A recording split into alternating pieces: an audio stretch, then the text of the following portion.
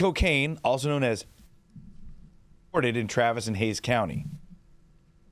A dangerous drug mixture has been discovered in central Texas. Cocaine was recently found in Travis and Hayes counties, according to the Houston DEA.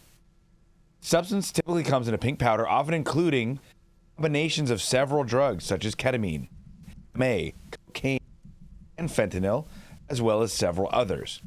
Despite the name, the U.S. DEA says the drug doesn't always contain cocaine. Every batch is different, can contain a random mix of different substances. Ryan Cole, assistant special agent in charge of DEA's Austin office, said the pink cocaine found in the Austin area contained cocaine, heroin, and MDMA. New psychedelic drug is not consistent from one batch to the next, and a person does not know how their body will react to it each time, according to the DEA. A totally different mix each time you buy a batch of pink cocaine, which is so dangerous, Cole said. You don't know what you're getting in the batch that you're purchasing. It was once made with a psychedelic drug 2-CB. This is no longer as common. Sometimes just called 2C, pink cocaine can smell sweet. It's usually dyed a bright shade to differentiate it from other powders and make it look like a drug. The drug can become addicting and in some instances deadly. Basically doing a speedball. Whenever you take a cocktail of drugs that have been mixed together by some unknown person that you've never met who is not trained in mixing drugs, you're taking your life into your own hands. It's a lethal gamble that you're taking with your life. Cocaine is often found at the retail level in cities with busy nightclubs such as New York, Miami, and Los Angeles. Most prevalent among young people between 18 years old and 30 years old. Cole said they found pink cocaine twice in downtown Austin. Cole said young people often have a false sense of safety around pink cocaine, end up unknowingly taking substances like fentanyl. They're taking this, they're literally dancing with danger. These drugs contain unknown quantities of substances. They don't know what they're getting in each batch, Cole said. These substances can wreak havoc on the body and the mind. This drug cocktail was found in the toxicology report of former One Direction star Liam Payne, who died on October 16th after falling off of a hotel balcony in This is really important to be on the lookout for whatever reason it seems to be growing in popularity. And it's literally just like a garbage cocktail of whatever drugs folks can get access to. I think this story, more than most that I've seen lately, highlights the need for drug legalization and education, because it's pretty much a fact that humans want to get high. They enjoy altering their consciousness. We should be allowed to express ourselves and journey through our consciousness without having to be worried about unregulated, crazy drug gumbos killing us. This is Mathieu St. Germain for the High at 9 News on a Friday. Interested to hear what you guys have said. If anybody else has seen this in our different regions of the country and what you might have to add. Thank you so much. Yeah, it's 2C, you guys. Right. Mixing uppers and downers, Dr. Mark, I'll throw this to you, but I don't think that mixing uppers and downers is a chemically smart thing to do in the human body.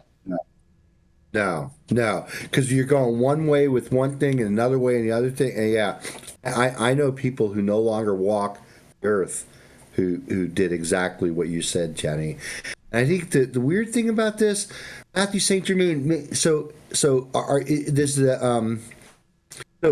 pink cocaine, it's interesting because you've always heard of Peruvian pink, right? Peruvian pink was just sort of like a natural. It was coke. It had nothing to do with 2CB whatsoever, right? It was just I guess maybe the way that it's extracted from the coca plant, there was like a little bit of like a pink color that would come through, and you'd actually see what would normally be just like white cocaine had kind of like a pinkish hue to it. It wasn't as pink as the pictures I'm seeing here. This almost looks like it's been dyed, like Walter White kind of shit. Like they put something in there to make it like bright for marketing reasons. But 2CB, it's like spraying your weed, Dr. Mark. Remember that story you did, Matthew? Was it last week where you talked about DOI? Yeah. The other two psychedelics. DOI and DOC. 2CB is in that same class of Shulgin-derived dimethox. They have two methoxy groups at the north end and the south. Here, you know what? I could actually draw those molecules. Anyway, rather than drawing them, I'll just describe them. So they're almost the same kind of molecules as those two. So very psychedelic, very trippy, more like ecstasy and less like cocaine. I would tend to think again, like if they're mixing this up in some cocktail, God only knows, like. There's a Vice documentary, Dr. Mark, and everybody else watching. There's a Vice documentary that shows it kind of came out of the Mexican rave culture is where it really started to get very popular. And so the Vice crew goes down there. They interview people in the dance culture, and then they also go and show. And it's not so far, and I can't speak for what's making it up to the U.S., but what they were mostly showing is it wasn't even like a drug cartel with any kind of plans. It was kind of like local, low-level users that wanted to scrape together whatever they had remaining in their drug kitchen to make a little extra money in order to kind of keep the party moving forward. And the batch that the guys were making there was like cocaine, fentanyl, LSD, and MDMA. And you're just inviting a serious problem. Oh, man. Just eating whatever somebody threw down the drug disposal and mixed together. No, literally. And I know that a lot of the stuff it's fentanyl, yes, cocaine, ketamine. That part freaks me out. Like, I feel like we're getting too safe with ketamine. Ketamine can be very effective and very helpful for a lot of psychological issues. But they're also, like the fact that people are shooting ketamine up at home now and doing stuff, like you should never go that far with it. Like, that's insane.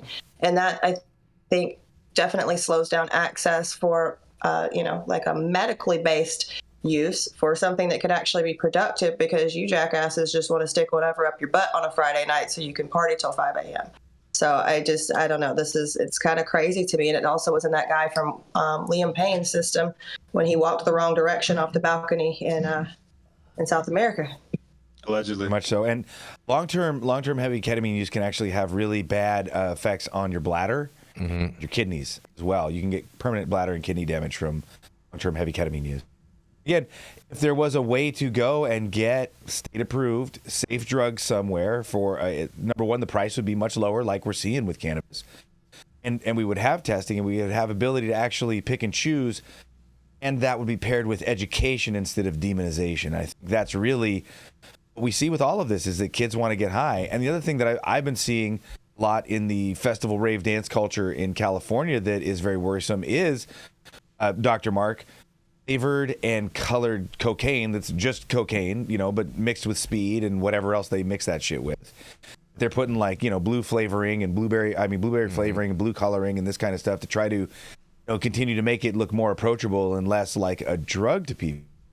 Mm-hmm. And, I just miss the good old days when you could get a $3 hit of LSD, high for 14 hours with no come down, help your brain, depattern your mind, and reach for higher heights, provided, again, that you're not doing coke, or alcohol while you're doing your psychedelics. And I really wish that we had more of that in the culture. And the craziest thing is, for me, knowing about the 60s and really being a student of history and watching how majority of the flower children, because of the mixed messages on drugs when they experienced cannabis and LSD and mushrooms, and all drugs were supposed to be evil, they got into doing harder drugs. And what we saw with the close of the 70s into the 80s was all these hippies getting onto cocaine, suddenly turning super right-wing and voting for a fascist like Ronald Reagan.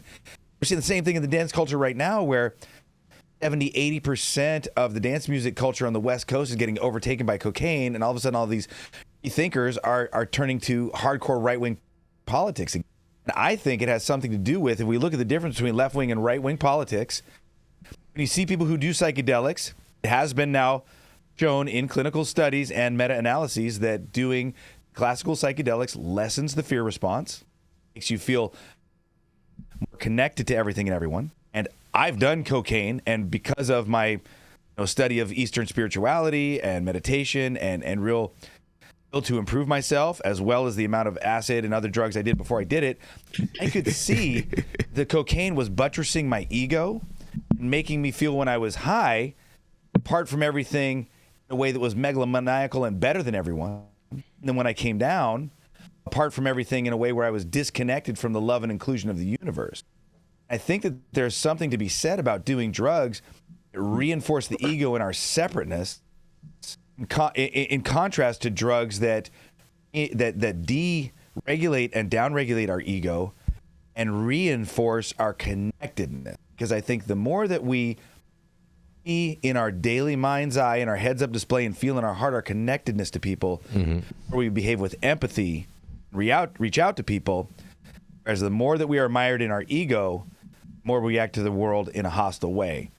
I'm not saying that this is not a proven thing, but I'm just telling you guys, I'm watching the people who are doing mad cocaine and ketamine all of a sudden like popping awake and realizing that Twitter is the God's honest truth. You got the people like me over here on the side doing acid like, nah, I think it's actually about being nice to everybody and getting along. Thanks for letting me drill in and going on one of my drug-fueled rants. You have to say about this, Rico. I would just say that anything that Puff Daddy required his staff to have on their person at all times, like, I'm not fucking with it. Fair enough. And on that, we're going to go into a commercial. We're going to be right back.